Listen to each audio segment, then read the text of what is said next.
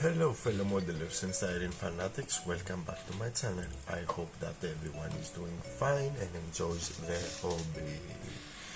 Concrete Bunker is back again today for another one of its notorious episodes, and today is one of those days that we need to decide on what are we going to build next.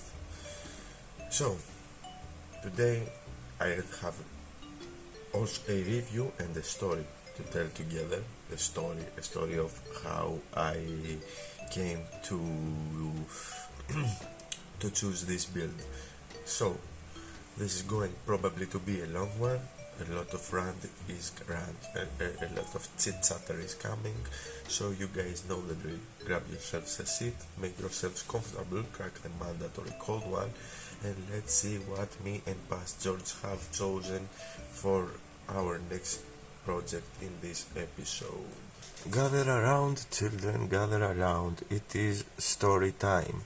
So while I was thinking of what to build next, there is a group build that is happening right now in one of the Facebook groups I am part of. This is the Normandy group build, not the D-Day, Normandy group build, which means that every vehicle that operated from its side, Axis or Allied, can take place and can be built.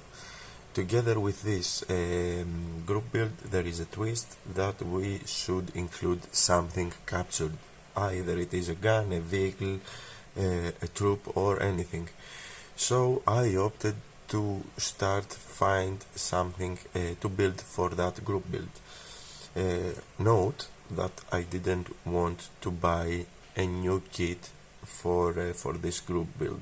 I wanna deplete my stash before buying any new kits. This is why I was I was searching to what I have. It looks like I have mostly German stuff, to be honest with you guys. I just realized it. I don't know how it happened. I just happen to have many German stuff, and to be more honest with you, I don't want to build something German for a Normandy group build. So my first thought was to start with this one, which is an M3A1 Steveart light tank from Academy. I started to I have chosen this one in the beginning. Stick with me, you're gonna see that this is not my choice. So I have chosen this one in the beginning because this is one of the tanks that I have from the Allied side. Then I have starting doing research to find a photo, both for reference and just to try to replicate something, because if I don't replicate something, my imagination is gonna go rampant and I am going to create something out of my mind, and I don't want to do that right now because this is a group build. It has to be specific. It has to be specific. It has to stick to the rules. So what's the problem with this kit? Looks like M3s were mostly recon vehicles at the time that the operation of Normandy in general took place. So not much photos exist. Interesting ones, at least I have found one or two, but they are not of interest to me. I cannot replicate them. It is just an M3 on a field driving in a dirt road, so no interest to me. Looks like most of the Stewarts were that used in Normandy were M5s, so I cannot use this one, which means that this one needs to go. So my second thought on what to use and what I had on my stash was this one. Boom. the classic British Universal Carrier MkII Forced Reconnaissance. That's the kit, okay. So I said to myself, okay, a British Universal Carrier should take place in Normandy. So I searched for that. I have found a couple of photos, mainly in crowded areas and on the road, driving on dirt roads. But one photo took my interest in particular, and this photo has nothing to do with Normandy. This photo is located in Netherlands. I really liked that photo. I am into for this challenge because it has a lot of stuff included, and then I said to myself, oh, let's scrap the Normandy group build and let's do something else. Let's do Netherlands. So this is going to be our next project. Of course, just for reference material, I am going to add the photo that I am going to try to replicate somewhere in the screen. So, scrap the Normandy group build, start from scratch. This is going to be our next project. So, what we have in front of us. As I said, we have a Tamiya kit in 1/35 scale. It is the British Universal Carrier MkII Forced Reconnaissance. Kit number is 35249, as you can see over here at the corner. And this kit is a rebox from an older Tamiya kit. It is a rebox that released in 2001. And it is straight. It is a rebox of the 1976 kit. The only thing that has changed from the 1976 kit is that they have added 3 figures. The original kit has figures in shorts, you know, for Tunisia theater, but this one has also figures in normal fatigue, you know, quote-unquote winter fatigue, normal ones. So in total, so the original kit has 2 figures in Tunisian. This one has 3 with normal overalls and the 2 Tunisian ones. Let's start from the box art. Over here in the box art we see some English guys, probably. Here in the corner it says highly accurate static display model, complete suspension and accessory detailing, 5 lifelike figures included, and decals for 4 types included as well. Over here we have the usual stuff, ready to assemble precision model kit, modeling skills helpful if under 10 years of age, and cement and paint not included. Something in Japanese over here that I don't know what it is. Probably it is the name of the vehicle. And let's move on to the sides. So over here on the sides we have a depiction of the kit build as the 1st Battalion, the Grenadier Guards Motor Battalion of the Guards Armored Division in olive drab, as you can see.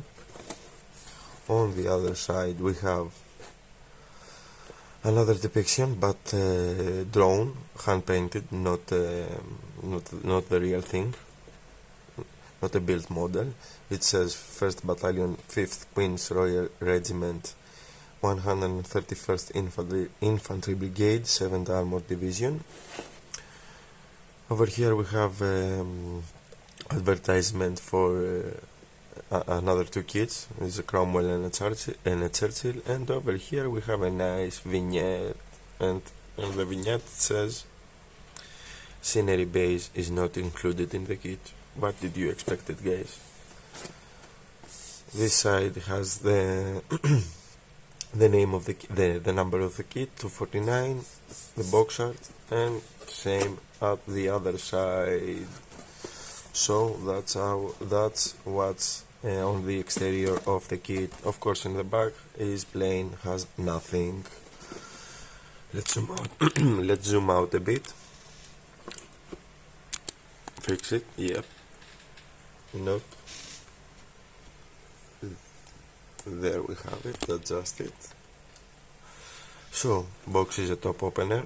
I always love when a box is a top opener because I tend to store my sprues inside the box while I build, mainly because I don't have the space. And let's see what inside the box. Let's crack it open. Oops. So we have a folded out piece of paper, classic, which is the Tamiya instructions as always. And we have 1, 2,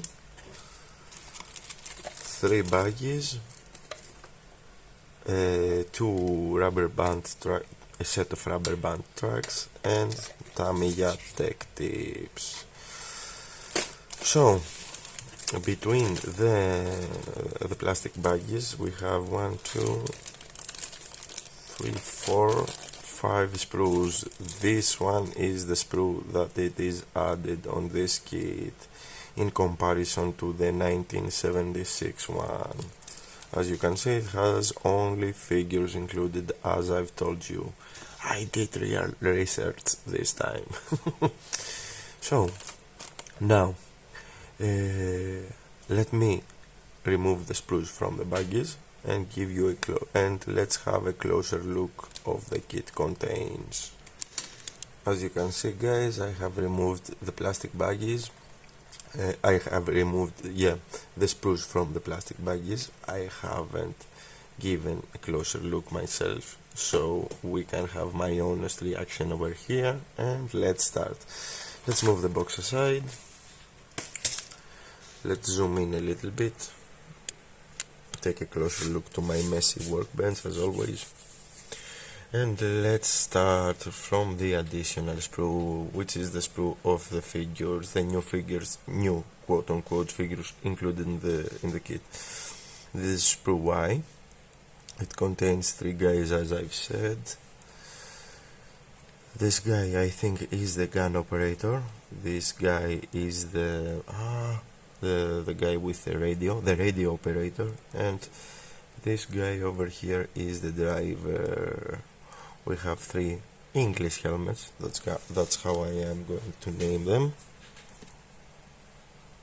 Ooh, I hate those connection points over here right from the get-go. And let's see. Okay, from my first inspection I can tell you that the flash is not apparent over here. Figures look relatively clean, sorry, not queen. Relatively clean. There is some flash over here at these guys' fingers. It is to be expected, nothing serious. And there is, let me grab a pointer. Pointer. Something weird going on here, but it is probably due to the fact that he is holding a gun. That I will not be able to tell until the end of the build, so take this with a grain of salt. And I am talking about this weird crease on this guy's clothes. Other than that, I really like the folds on the guy's clothes. This is going to help me, as always, to paint them, to highlight and create shadows. Figures are nicely molded. Okay, they are not something extra special, but they are nicely molded. Over here at the radio guy we have the hand that holds the radio in as a separate piece from the rest of the elbow, which is always great. I may be able to give him a wire. As I've said, the machine gun operator is great, a part of this thing over here, and the driver is pretty solid as well. Now let's zoom in a bit, give you a closer look of the thing. See matters on your own eyes.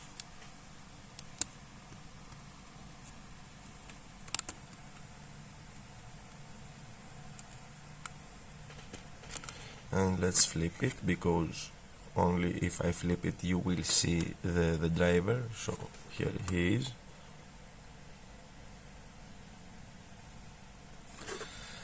Guys have some nice facial expression, you know, like him, he has his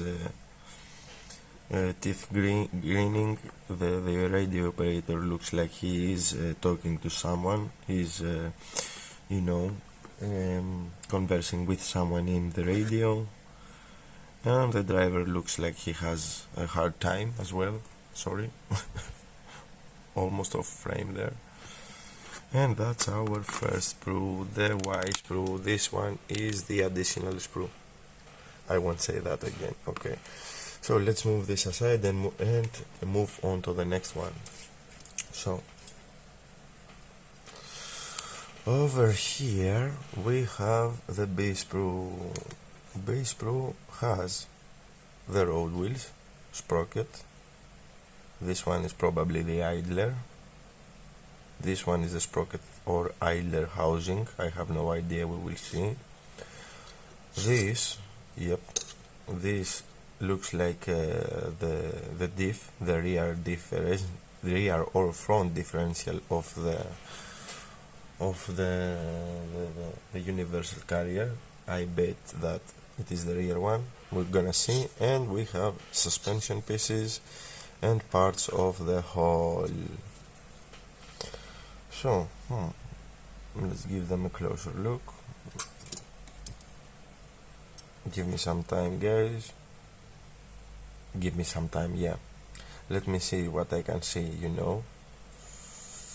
Okay, also here flash is minimal.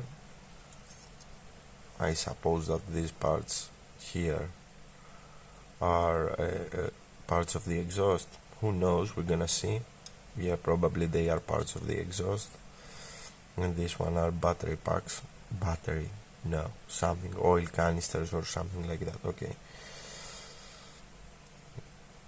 Flash is not apparent here as well, which is really good for a 1976 model. Yeah, you can tell it over here, it says 1976 copyright Tamiya. Yeah. I really like them old ones. There is some nice detail, bolt detail apparent onto the sprocket and the idler as well. Over here we have a big hex. Over here as well. Over here. There is detail, guys. There is plenty of detail that we can toy around. There's some 9 spring detail all around the suspension as well. Pretty good stuff. Some nice rivet detail on the sides of the hull. Good stuff. Yeah, I really like it for an older, considering that this is an older kit. Let me give you a closer look. Let's start from the sides of the hull. Left side, I suppose, and right side, depends from where you look the vehicle, front or rear. Suspension system components, exhausts and diff, sprocket, idler, and probably sprocket housings. I'm gonna say, don't take my word for granted. And more road wheels. road wheels in general. Oh my god, there's a few road wheels. I am used to German vehicles and this should be a breeze. There is only 7 of them. Lovely. So, that was SPRY B. Let's move on to the next one. Let me take a sip of coffee.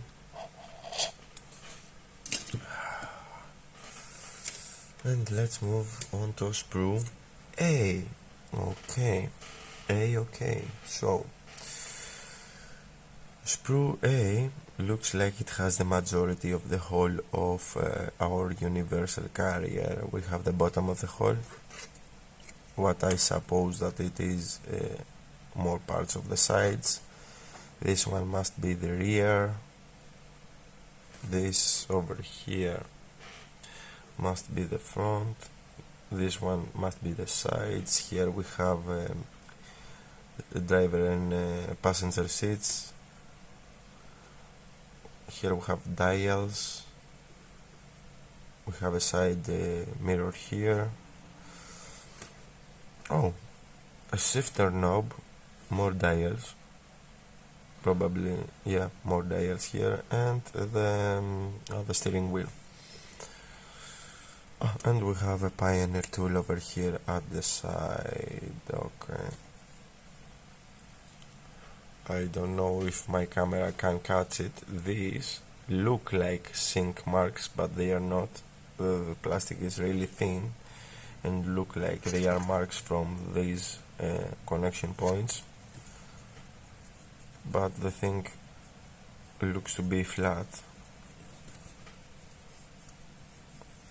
Here they may need some sanding, but this is nothing that will make us worry. Oh, let me see. This must be a really faint sink mark over here. That's okay for a 1976 model. Okay. So, let's see. Yep. Same deal here. Minimum flash to clean. Nothing to be expected. Nice connection points to every piece. Connection points with the SPRY, I mean. There's no bulky connection points or nothing that will cause us trouble to clean. There is some injection mold marks over here at the interior of the lower hull, at the interior, at the bottom of the lower hull, and over here at the interior part of the rear. I suppose that this will cause us no problem. I suppose that this will be hidden, but even if they aren't hidden, we can easily take care of them, I suppose. Nothing of note here, guys. Parts look cool. Yep, parts look really solid. We have some nice detail over here at the dials. If you are good enough, you can highlight them, dry brush them to highlight them so they can look more convincing. You can have dials detail. Looks like a tachometer, temperature, fuel, and another thing over here. Who knows what exactly it is?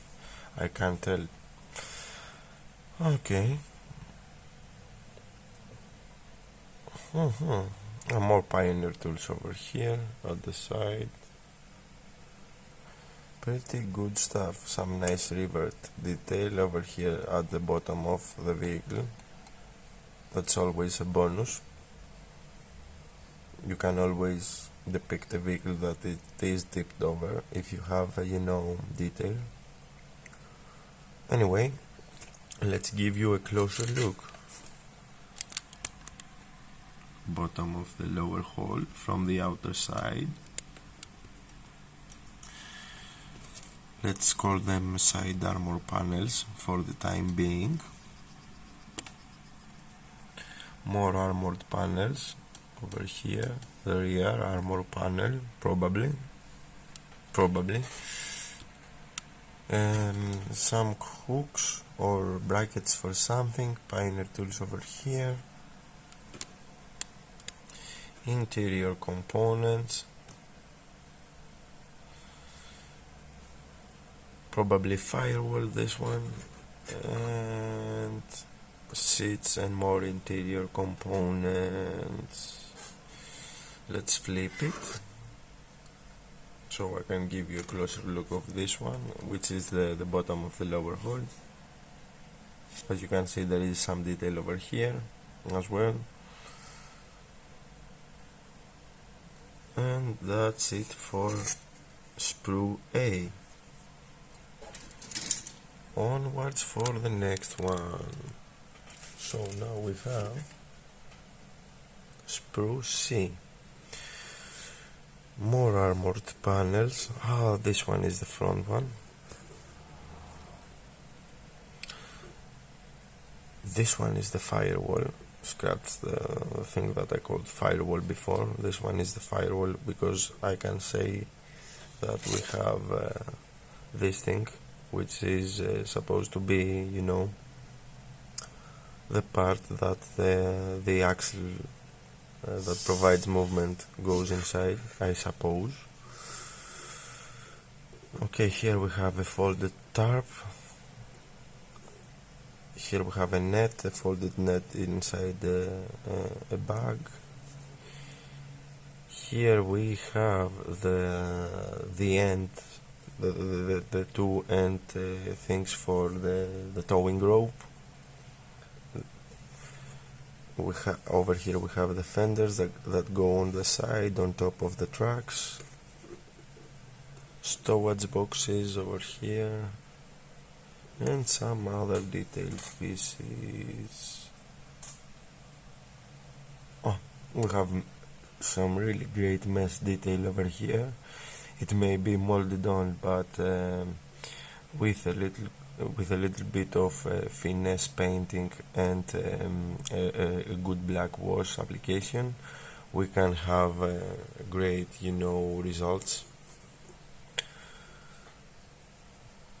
Same deal over here. Okay, connection points on stuff like the fenders may be a little bit bigger, but that should cause us no problem, I suppose. Okay, we also need to, we definitely need to remove 1, 2, 3 mold injection mold marks from here, because this is an interior piece. This one we need to be extra careful. This is going to cause us a problem because it has some, you know, faint detail all around, like the rivets, and this one, and the vision block. That's how I'm gonna call it, vision block, vision port, sorry, haha. Yeah, pretty good, I have to say, pretty good, taking in consideration once again the age of the kit. Let's give you a closer look.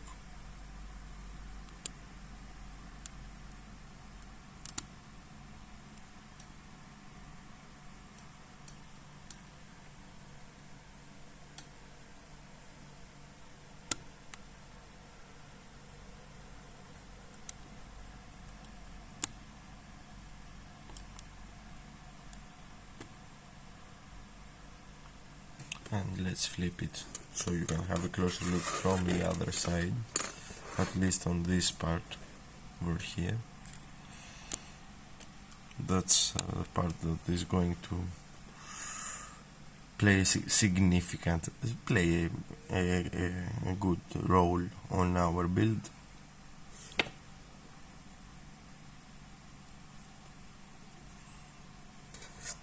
And that was everything for sprue C.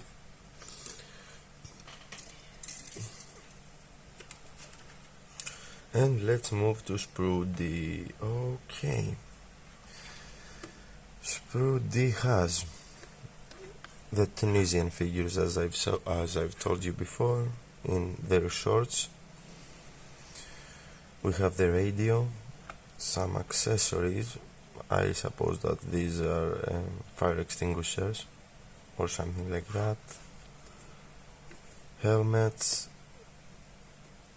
Steveart stuff, Enfield rifles, Bren machine guns, 3 different type of Bren machine guns, bipod open, bipod closed, the bracket I suppose to mount the Bren machine gun onto the universal carrier, this which I don't know what it is, I suppose that it is a bracket, and this which is some part of the rear armor plate. Okay, those figures, you can tell the age of the kit from those figures, but that's okay, we're not going to use them right this time. The Enfield rifles are nicely detailed together with the Bren machine guns. There is some great detail onto the radio itself and some solid detail on the bag over here and these things. I suppose that they are ammo pouches. Okay.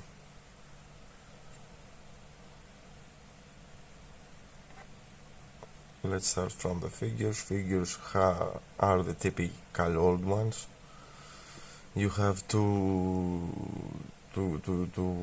spend some time on them to make them look kinda convincing, but that's okay. It is to be expected, as I've said. The rest of the things look quite solid to me for what they are, and their age and the price of the kit, of course. I really like them. I don't know which one of the 3 brands I am going to use. We're gonna see. Probably this one, probably. But anyway, let's not hurry. Let's not be on a hurry. We're gonna see, as I've said. The Enfields are gonna definitely get included together with as much Steveart as possible, because it adds visual interest. And that's it. Let's give you a closer look. Let's start from the Bren machine guns, move on to what looks to be the ammo pouches and the Enfield rifles, accessories and helmets. First figure looks like the driver, probably. Who knows? He's almost the same with the other guy. Second figure, together with some brackets over here. Radio. Take a good look at the detail. Let me see if I can zoom in. Yep, you can see inside the dials it has something like numbers, you know, it has plenty of detail. That's what I want to say. Oops. And that's it for the SPRY labeled the... Okay, let's see. So, inside the box there is also a thread included. Looks like quite overscale. We may be replacing that with a normal wire.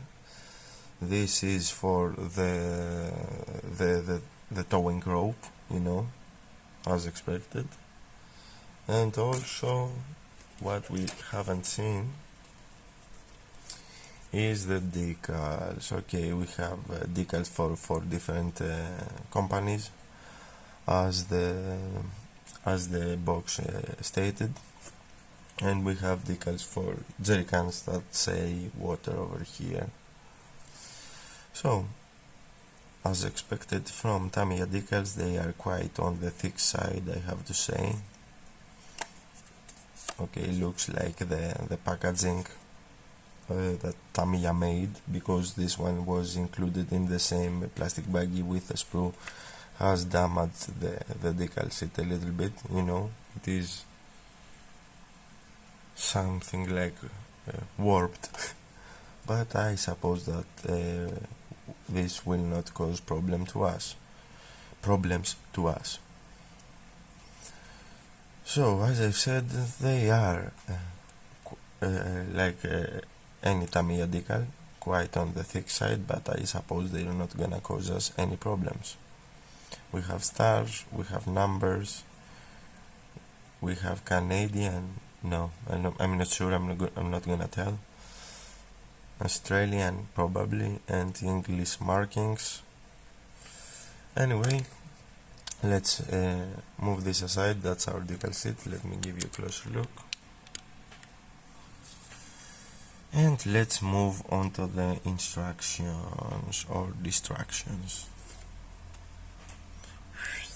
Zoom out a bit and grab the instructions. Okay, typical Tamiya instructions. A piece of folded out piece of paper. Sorry. Here we have another depiction of the Bren gun. This one with the scenic base that it is not included, as the box stated. Here we have an introduction on what the Bren gun, on what the universal carrier is. You know, it gives you some info. I always like when companies do that, because why the hell not shouldn't we have some info on what we are building? The info is in English, German, French, and probably Japanese. Let's zoom out a little bit more. And onto our first paper, onto our first page, it has read before assembly manual, the typical Tamiya thing, the things that we need: glue, sprue cutters, a knife, and tweezers. Over here we have the color callouts. Everything is of course as expected in Tamiya colors, quite a bunch of colors I have to say, of course, and I am going to convert them to my Vallejo paint range. And on to the first step, we start with the assembly of the suspension, as you can see. And right from the get-go I have to tell you that we need to detail paint the road wheels as expected. It is easier to do that right now before the assembly of the suspension than later. Okay, over here we have this is part of step number 1. We have the part of the rear suspension. Yep, the differential and the rear suspension over here. As I've said, the differential is for the sprocket. I don't know if I said that before, I'm saying that now. And that's everything for step number 1. Let's move to... Okay.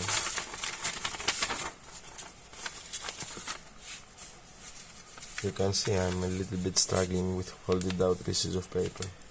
I never read a newspaper in my life, that's why. So, over here on step number 2, we have the whole assembly. Yep, pretty good stuff, you know. I suppose from what I can see that the majority of the mold marks on the hull is going to be covered in this step.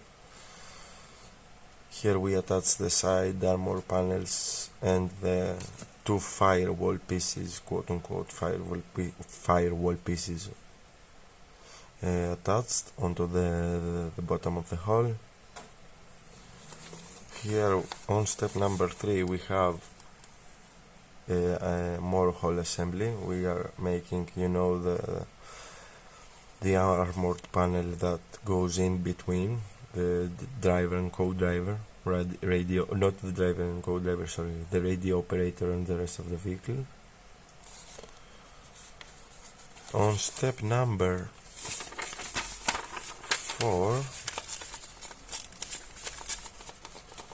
okay, we are attaching the suspension system, the exhaust system, yeah, I was spot on that, and the tracks. Oh, that's awesome.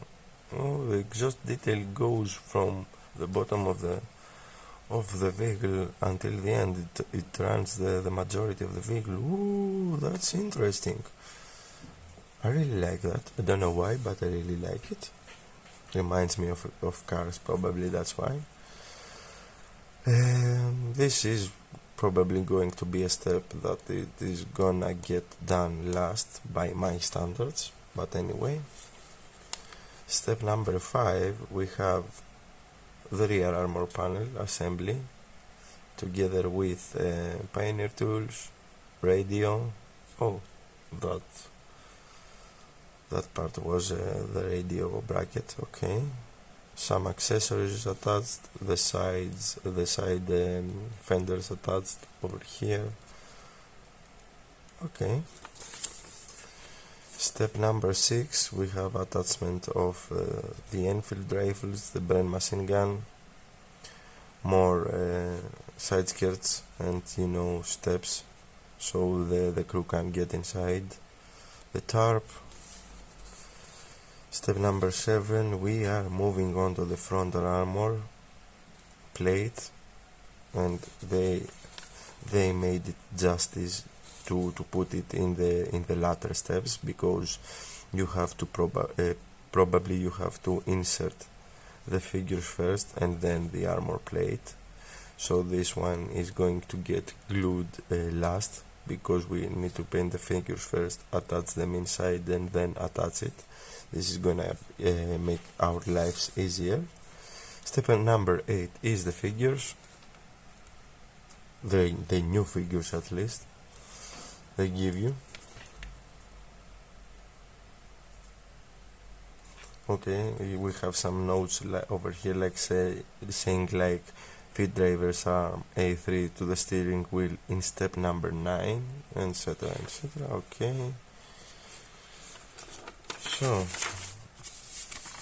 step number 9 is the attachment of the figures and then the armor plate, as I stated, the frontal armor plate and then another part of the frontal armor plate. And on step number 10 we have the equipment attachment. Really sorry guys, oh bless me. Okay, and we have the explanation of what everything is, like ration box, storage bin, jerry can, ammo canister, ammo pouch, bayonet, etc, etc. That's really helpful for guys like me that don't know what everything is. Last but not least, we have the Tunisian figures, the North Africa version, and the markings. 1, 2, 3, 4 markings, as stated multiple times.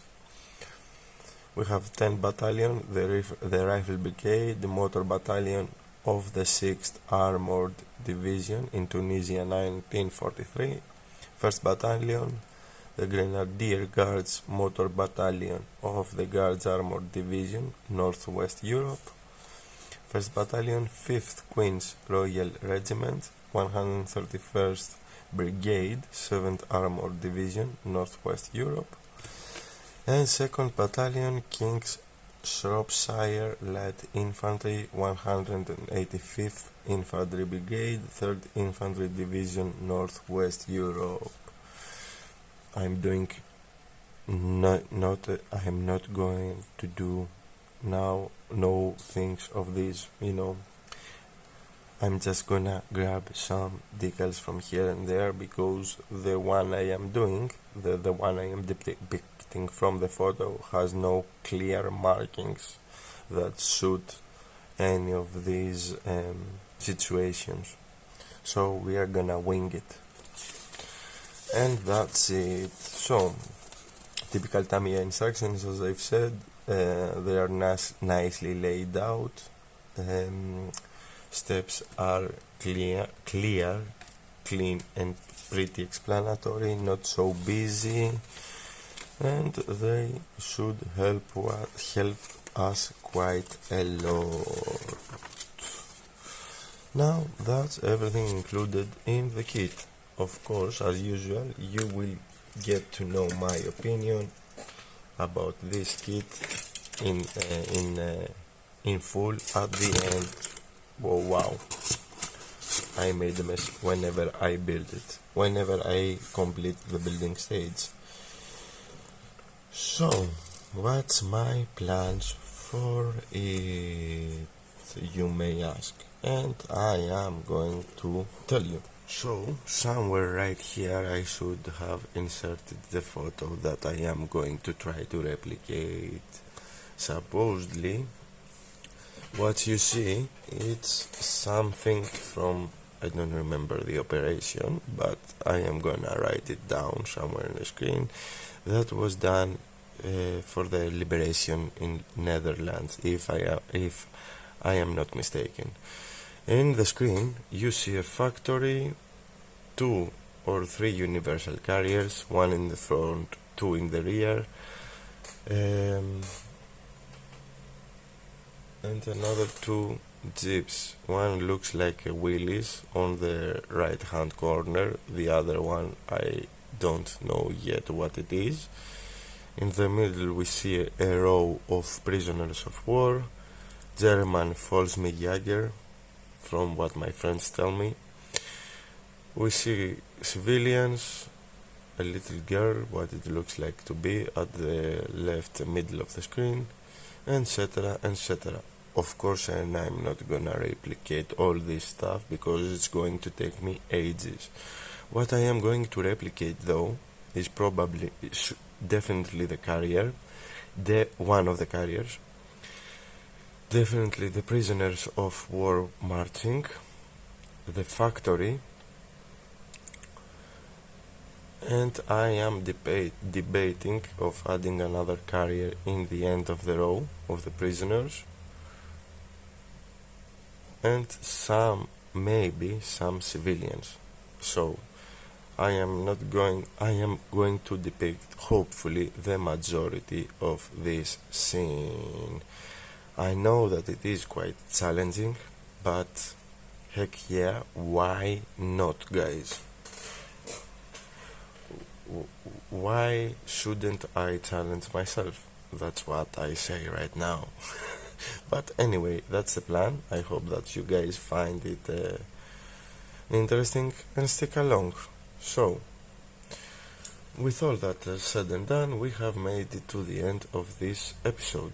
On our next episode, we will probably start working on the universal carrier, of course.